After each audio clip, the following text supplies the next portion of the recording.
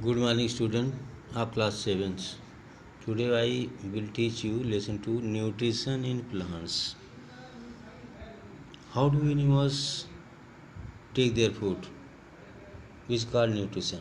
They take their nutrition from their environment, from animals और plants, क्योंकि animals जो होते हैं हेटरोट्रॉपिक होते हैं. ठीक है, हेटरोट्रॉपिक होते हैं. ये अपना फूड जो होता है अपने इन्वायरमेंट से या प्लांट से लेते हैं या तो अदर एनिमल से लेते हैं. Because they do not make their own food, क्योंकि अपना फूड बना नहीं पाते हैं. ठीक है, आगे जो एनिमल्स होते हैं उसमें आपको ह्यूमन को पढ़ना है कि ह्यूमन का डाइजेस्टिव सिस्टम कैसे होता है. ठीक है, तो आगे फिगर दिखा रहे हैं आपको कि ह्यूमन का डाइजेस्टिव सिस्टम का फिगर कैसे होता है. ये ह्यूमन डाइजेस्टिव सिस्टम का फिगर है. तो ह्यूमन डाइजेस्टिव सिस्टम आप लर्न कर रहे हैं.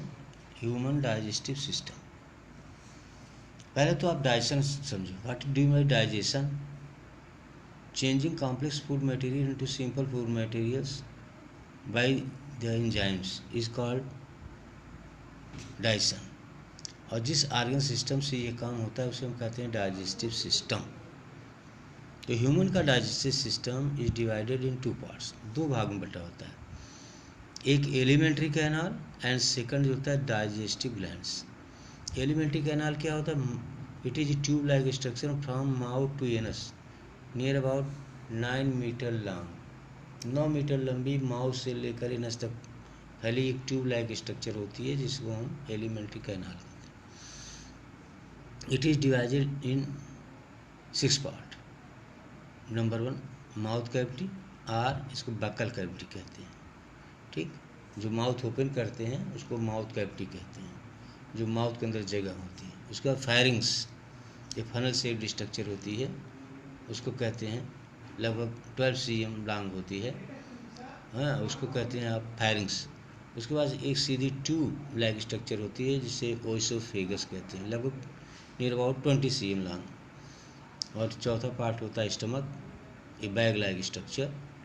फिर उसके बाद 5th पार्ट है स्मॉल इंटेस्टाइन और 6 है लार्ज इंटेस्टाइन. स्मॉल इंटेस्टाइन जो होती है ये डिवाइडेड तीन पार्ट में डिवाइड होती है. जेजुनम, डिओडेनम, जेजुनम और इलियम.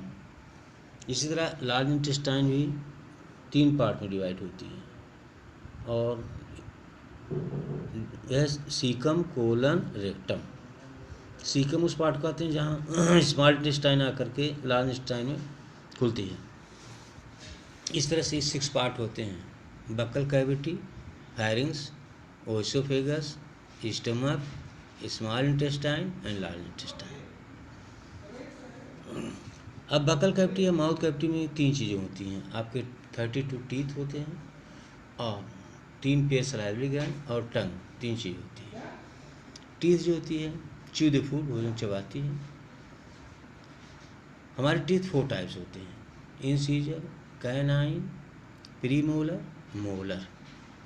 इंसीजर की संख्या जो होती है इनकी 4 होती है. 4 नीचे 4 ऊपर, 8 होती है.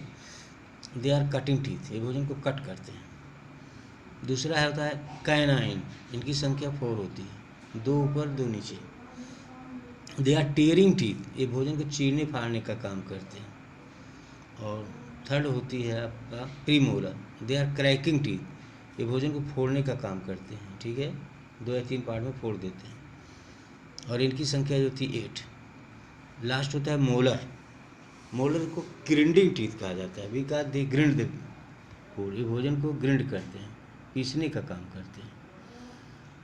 और टंग जो होती है टेस्ट लेती है.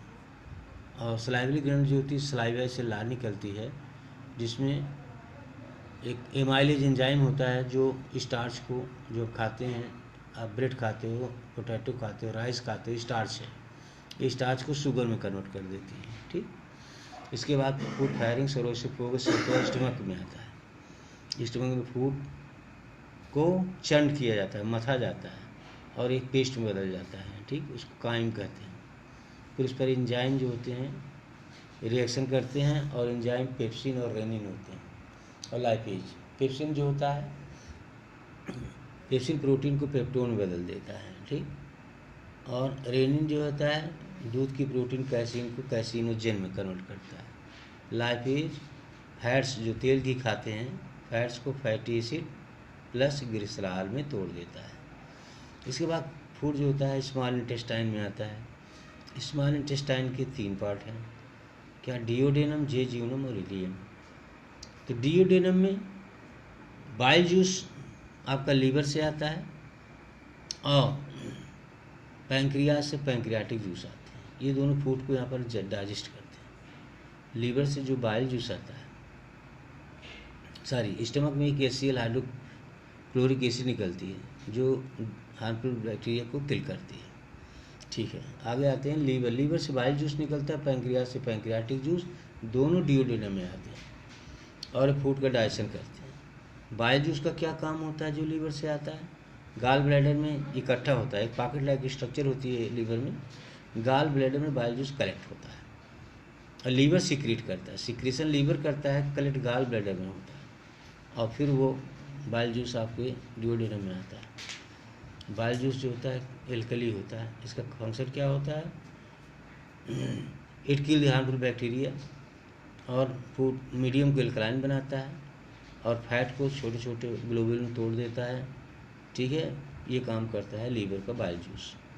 पैंक्रियाज में पैंक्रियाटिक जूस आते हैं जिसमें एंजाइम होते हैं, वो एंजाइम प्रोटीन, कार्बोहाइड्रेट और फैट तीनों का पाचन करते हैं, ठीक। और पाचन होने के बाद, डाइजेशन होने के बाद ये फूड जाता है लार्ज इंटेस्टाइन, फिर इलियम में जाता है। इलियम में उसका कंप्लीट डाइजेशन होता है, फिर ये लार्ज इंटेस्टाइन में जाता है। लार्ज इंटेस्टाइन का फंक्शन क्या होता है, लार्ज इंटेस्टाइन में वाटर और मिनरल्स को एब्जॉर्ब किया जाता है।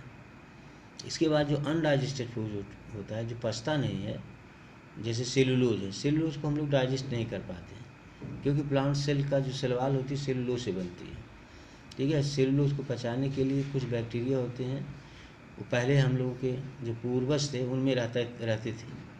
बाद में हम जब आग से पका के भोजन खाने लगे, हम जब स्टार्च से भोजन लेने लगे ग्लूकोज से, तो वो बैक्टीरिया बाहर हो गया।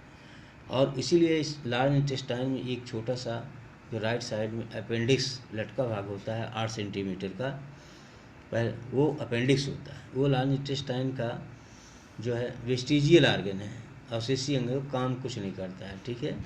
पहले वो काम करता था, अब वो इनएक्टिव हो गया। और लार्ज इंटेस्टाइन में वाटर और मिनरल्स एब्जॉर्ब होता है और अनडाइजेस्टेड फूड रेक्टम में जाकर इकट्ठा होता है और समय समय पर एनस से बाहर होता है।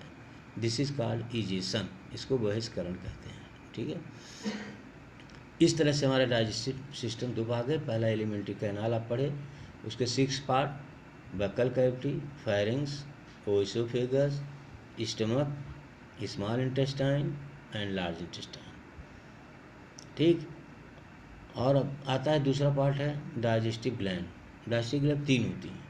नंबर 1 सलाइवरी ग्लैंड, 3 पेयर, यानी संख्या में 6 होती हैं इन बक्कल कैविटी। और दूसरा है लीवर जो बाइल जूस सिक्रीट करता है।